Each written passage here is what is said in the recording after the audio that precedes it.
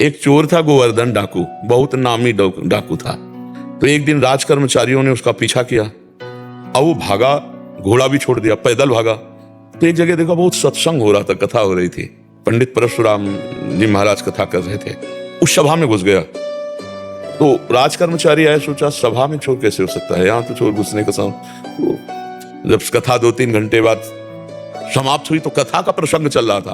वृंदावन में श्री बांके बिहारी लाल को आज यशोदा मैया ने सोने की करधनी, सोना, वो तो चोर आदमी, करधनी सोने की, भगवान श्री कृष्ण चंद्र जी को बांके बिहारी को कहकर पुकार, 8 वर्ष की अवस्था है, मैया ने सोने की लकुट दी, सोने का, अरे इतना माल एक साधारण, और गाय चराने अपने सखाओं के साथ जा रहे हैं। कथा समाप्त हुई, नजदीक पहुंचा, चाकू निकाली, पंडित परशुराम जी के गले में लगाई, पता लिखो, ये जो इतना धनी बालक का वर्णन कर रहे थे, पता लिखो। उन्होंने देखा तो उनका डाकू है जो मेरा नाम सुन करके भयभीत हो जाते हैं, हमारा नाम गोवर्धन डाकू है। कहा भैया इतनी तुम्हें जल्दीबाजी क्या है? बोले पता लिखो। केवल कहा? बोले मथुरा क्षेत्र वृंदावन, बाप का नाम नंद बाबा, कन्हैया, गाय चराना। पर सुनो, ये तुम्हारे जैसे डाकू उसको चोरी नहीं कर सकते, बहुत नटनागर, बहुत प्रवीण बालक है वो। तो उन्होंने कहा तुम हमको ऐसा समझते हो, अकेले अकेले राजाओं के महलों को लूट लिया है? बोले फिर भी नहीं लूट सकते, बहुत प्रवीण है। तो उनका कसम खाता हूं, जब तक उसे लूट नहीं लूंगा तब तक पानी नहीं पीऊंगा। परशुराम जी ने सोचा भगवान की अपार कृपा इसके ऊपर, पता नहीं क्या लीला होने वाली इसके ऊपर। उन्होंने कहा सुनो, हमारी तरफ से माखन मिश्री ले लो, जब तुम्हारा बस ना चले तभी माखन मिश्री उसे खवा देना।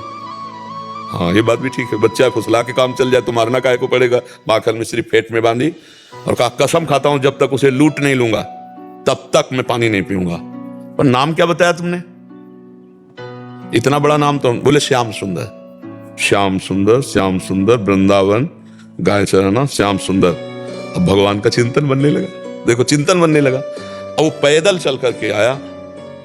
अब एकांत में जहां गाय चरती तो पूछते श्याम सुंदर की गौएं कौन है? बोले सब हैं, ये ब्रजमंडल है, हर गौशाला भगवान के नाम की है। नहीं, बोले वो जो यशोदा मैया ने श्रृंगार करके चराने में, बोले वो तो कथा में लिखा है, प्रकट में थोड़ी अब रह गया। अरे बोले नहीं, पंडित जी झूठ नहीं बोल सकते, हम लोग चोर डाकू झूठ बोल सकते हैं, पंडित थोड़ी झूठ बोल सकते हैं। भगवान तो है ना, वो अपने भगवान को तो श्याम सुंदर है ना। अब एकांत में विकल हो गया और कहा अगर कोई ईश्वर है तो मुझे श्याम सुंदर से मिला दे, क्योंकि मैंने कसम खाया है बिना लूटे पानी नहीं पीएंगे। इतने में आवाज आई एक ग्वारिया पर, ए श्याम सुंदर तुम्हारी गाय इधर जा रही। अरे दौड़ा उधर, देखा कमर में हाथ रखे, न जाने कौन से गुण पर दयाली दिली जाते हैं, पीतांबर की फेट, वैसे ही श्रृंगार जैसा पंडित जी ने वर्णन किया। श्याम सुंदर, कमल नयन, मोर मुकुट, करधनी और लकुट। उसने हर चाकू निकाली, हर सखा को, वो सब सखा दिव्य, वो गायें दिव्य, भगवान ने प्रकट की थी। सब सखाओं का भाग जाओ, नहीं मार डालेंगे। भगवान ने इशारा किया कि जाओ इसको हमें एकांत में निहाल करना है। बोले हाँ बोल रहे। बोले तू डरता ले क्या? बोले अब काल से भी नहीं डरते, तेरे से क्या डरना है? बोले मेरा नाम नहीं सुना होगा इसलिए तू डरेगा। अभी मेरा नाम गोवर्धन डाकू, तो वो गोवर्धन ही तो नाम है ना, मेरा नाम गोवर्धन धारी है। भगवान उससे जब वार्ता कर रहे हैं तो उसका जीवत्व तो नष्ट हो रहा है, अज्ञान नष्ट हो रहा है। उन्होंने देखा बड़ा प्रवीण, पंडित जी कह रहे थे माखन मिश्री खवा के काम कर ले। बोले सुनो, भगवान ने कहा अच्छा ऐसा प्यार करते हो? बोले प्यार के लिए नहीं है, ये सोना चांदी जो पहले ये उतराने के लिए। बोला ये तो वैसे ही उतार देंगे, लाओ तुम्हारा। माखन मिश्री खाई और कहा थोड़ा तुम खाओ, और जे भी भगवान ने चखाया उसे भगवत अज्ञान हो गया। अब भगवान को साष्टांग, प्रभु प्रभु। एक बात सुनी कि कन्हैया गौएं चरा रहा है, चल पड़ा, कसम खा ली तो भगवान मिल गए। यहाँ जीवन व्यतीत हुआ जाता है, हलवा पूड़ी खा करके दिनचर्या का बैलेंस बनाते रहते हैं, तो भगवान कहाँ मिले? जब भूख प्यास रहकर केवल भगवान के दर्शन के लिए, तो भगवान उसी समय प्राप्त हो जाते हैं।